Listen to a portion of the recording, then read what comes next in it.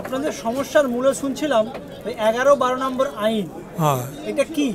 পশ্চিমবঙ্গ ভূমি সংস্কার আইন ছিল, যেটা 11 নম্বর ধারা, যে যদি কোনো জমি ভূখণ্ড মানে নদী গর্ভে বা সমুদ্র তলে তলিয়ে যায় আর আবার যদি কিছুদিন পর ওই জমিটা চর হয়ে জেগে ওঠে, তাহলে 11 নম্বর ধারায় উল্লেখ ছিল যে রাইয়াতের জমিটা ছিল সেই রাইয়াতেরই থাকিবে। এটা 11 নম্বর ধারা ছিল। কিন্তু আমরা জানতাম না যে 2000-এ আবার 12 নম্বর ধারা ওটা মানে করেছে সিপিএম সরকার। 12 নম্বর ধারাটা করেছে কি, যে যদি কোনো ভূখণ্ড নদী তলে বা সমুদ্র তলে তলিয়ে যায় আর আবার যদি চর হয়ে জেগে ওঠে, তাহলে সেই ভূখণ্ডটা পশ্চিমবঙ্গ সরকারের খাস করতে এনে চলে যাবে, ওটা আর রাইয়াতের থাকিবে না। এই জিনিসটা আমরা 2023-এ জানতে পারলাম। এইটা নিয়ে আমরা ডিএমকে বললাম যে স্যার, এটা আমরা জানি না, আমরা 23 বছর পর জানতে পারলাম যে 11 নম্বর ধারাকে বাতিল করে আবার 12 নম্বর ধারা নিয়ে এসছে। আমাদের কথা যে আমাদের জমিগুলো স্থায়ীভাবে গঙ্গায় ডুবে থাকে না, দেখা গেল যে কাটলো এই পশ্চিম পার কাটে পূর্ব পার উঠে, পূর্ব পার কাটে পশ্চিম পার উঠে। আপনাদের বামফ্রন্ট সরকারটা করেছেন, বামফ্রন্ট তো বর্গা নিয়ে এসেছিল। হ্যাঁ, এই বামফ্রন্ট জমি যার নাঙ্গল যার আন্দোলন করেছিল, হ্যাঁ, সেই বামফ্রন্ট আপনাদেরকে ভূমিহীন করে দিল।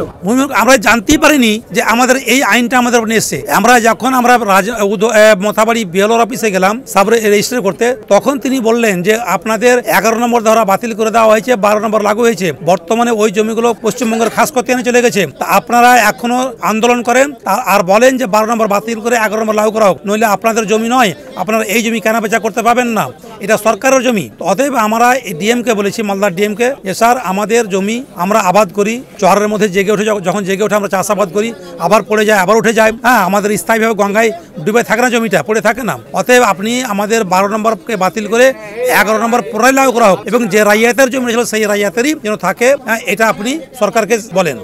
আপনি কি মনে করেন আপনাদের এখানে 2.5 লাখ জনগণকে শুধু কি মুসলিম হওয়ার জন্য বা সংখ্যালঘু বলে এটা করেছে? এটা যা আমরা ওটা আর কিলে বলতে পারছি, তবে আমরা এখন যা বুঝতে পারছি, যে অনুভব করতে পারছি এখন যে আমাদের বর্তমানে প্রশাসনিক সেবা হচ্ছে ঝাড়খণ্ডে, এবং বর্তমানে যে আমরা যেখানে ভোটটা দিই এবং যাকে আমরা ভোট দিয়ে জিতিয়েছি শ্রী অনন্ত কুমার ঝা, যিনি বিজেপির, তিনি আমরা যে বাঙালি, বাংলাভাষী এবং আমাদের সাংস্কৃতিক পরিবেশ বাঙালি এবং আমরা মাইনরিটি, এইটাকে ওরা ভালো যারা বাংলাদেশি আমরাকে ঘুষপেটিয়া বলে, অনুপ্রবেশকারী বলে। কিন্তু আমরা তো ঘুষপেটিয়াও নয়, অনুপ্রবেশকারীও নয়, আমরা বাঙালি, বাস্তবে এটা 100%। কিন্তু আমরা পশ্চিমবঙ্গের বাঙালি, বাংলাদেশের বাঙালি নয়। আমরা পাকিস্তান, আফগানিস্তান, মিয়ানমার থেকে আসিনি। আমরা পশ্চিমবঙ্গের মালদা জেলারই মানে ছিলাম, এখনো মালদা জেলারই ভূখণ্ডে বসবাস করছি।